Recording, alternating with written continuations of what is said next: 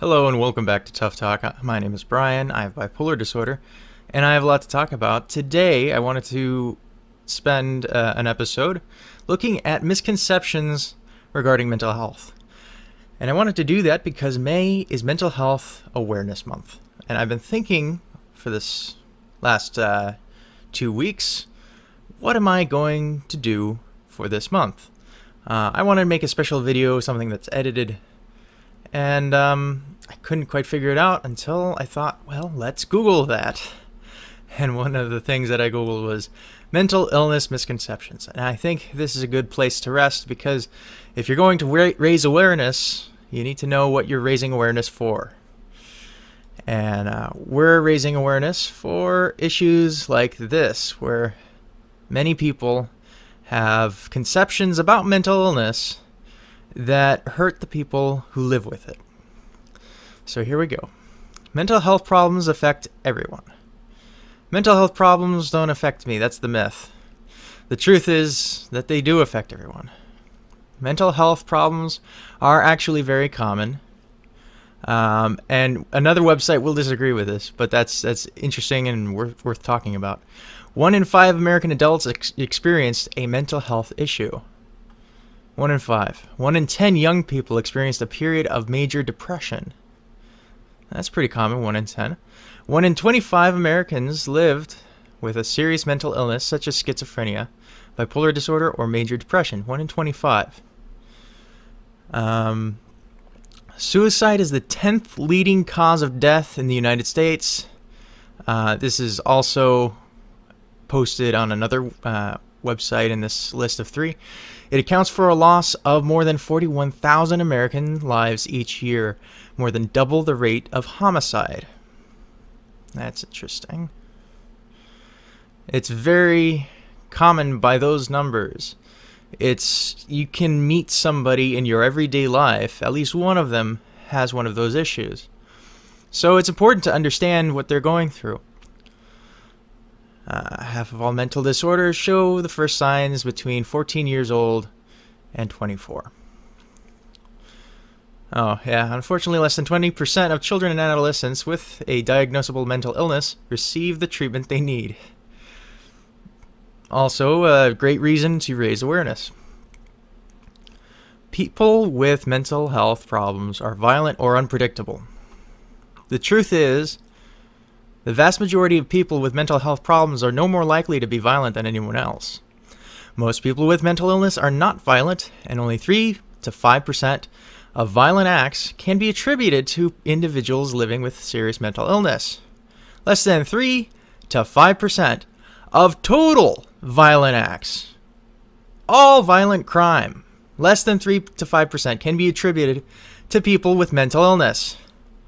So you know how when some terrible tragedy occurs in the news, they always say, oh, this is a mental illness problem? Well, guess what? Are those people doing the crime in that 3 to 5%?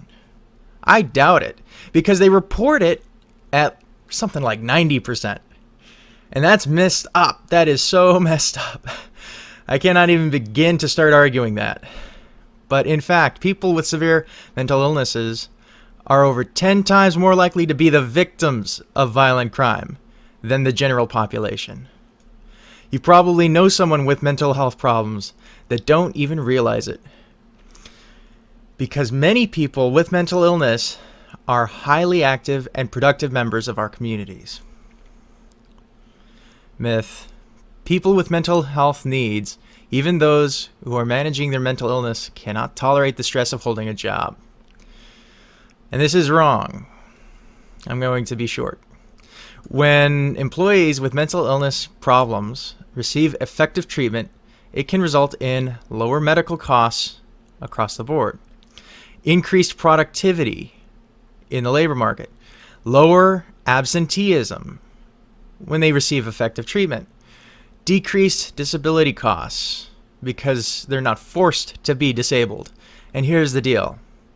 People with mental illness, if they are disabled and can receive treatment but are denied treatment by either the medical community or insurance and cannot get a job to receive that insurance, to receive that effective treatment, they are forced into disability. And this is a big problem. Cover. Therapy and self-help are a waste of time. Why bother when you can just take a pill? The truth is, not everything can be solved with a pill. The pills help quite a bit, but treatment for mental health problems varies depending on the individual and could include medication, therapy, or both. Many individuals work with a support system during the healing and recovery process. I believe firmly that when you take on your mental health and you try to improve it and try to improve your life, you have to attack it from every angle. And one of those angles is therapy treatment. And it makes a significant impact. And it can get you from a point of extreme disability back to a point of functionality very quickly because of how effective it is. And so even though the medication is something that can stabilize you, get you out of the hospital, keep you out of the hospital, it cannot make your life 100% what it used to be. You have to do that. And the best way to get all of that figured out when your mind isn't clear, when your mind is caught up in the mental illness, the best way to do that is to have a therapist, some third party who is thinking clearly and can work hard for you, and have them help you make those decisions. There you go. Myth: I can't do anything for a person with mental health problems. Friends and loved ones can make a big difference. Only 44% of adults with diagnosed mental illness problems and less than 20% of children and adolescents receive needed treatment. Friends and family can be important influences in helping someone get that treatment and services they need by reaching out to them, helping them access mental health services. That's the number one thing you can do. Learning and sharing the facts about mental health, especially if you hear something that isn't true. Treating them with respect, just as you would anyone else. Refusing to define them by their diagnosis or using labels such as crazy. Let's view the next article. 5 most common misconceptions about mental illness. I'm not going to read so much of it, although there was this paragraph. It's a common problem I see in my therapy practice. People often wait years to seek help. Even though their symptoms are treatable, they were afraid to tell anyone about what they were experiencing. Some feared that mental illness could affect their careers. Can I still teach if I have depression? Yeah, unfortunately, all of these are real issues. You're either mentally ill or mentally healthy. This is not true. Even if you are doing well, there is a good chance that you aren't 100% mentally healthy. In fact, the U.S. Department of Health and Human Services estimates only 17% of adults are in a state of optimal mental health. Only 17%. How about that? Mental illness is a sign of weakness. Mental strength is not the same as mental health. Just as someone with diabetes could still be physically strong, someone with depression can still be mentally strong. Many people with mental health issues are incredibly mentally strong. Anyone can make choices to build mental strength, regardless of whether they have mental health issues. So that's the thing, is if you are freshly diagnosed with a mental illness, just understand right now that doesn't mean you're weak. In fact, you have to make choices that are more difficult than any one of your peers. You have to make choices that are going to strengthen you. And you have to decide to act on very little information that you believe is for your betterment. And as you do those things, you will find that you are making yourself stronger than you have ever imagined you could be. So keep going and do it. And prove everybody wrong. Getting rid of the mental health stigma. Even though suicide is the 10th leading cause of death in America, most public service announcements and government education programs focus solely on physical health issues like cancer and obesity. I wonder why. Raising awareness of mental health issues and debunking the most common misconceptions could be instrumental in saving lives. And that's the whole reason why I'm doing this series. It's because it takes 41,000 lives per year. Suicide. And the thing is, double that number is the number of people with bipolar disorder that attempt. About 82,000 people with bipolar disorder attempt. And I know what kind of suffering they're going through to even get to that point. And if you have bipolar disorder and are thinking about it, scratch that. If you are thinking about suicide, no matter what you have, do try to get help right now. And I know what you're going through, but it will pass. It will. And if you attack your mental health at every angle with therapy and with medication, you can get a handle on it. And if you can help educate your support system, if they're not fully supportive yet, you can teach them how to help you. And you need to do this because your life matters and you can help other people. You can help the next person that you meet who's in your situation later down the road. You can help save their lives. So do it. Do it for them. Do it for me. Do it for yourself. And do it for the people you still love. Because I know you love somebody. Right now, I wanted to look at this last article.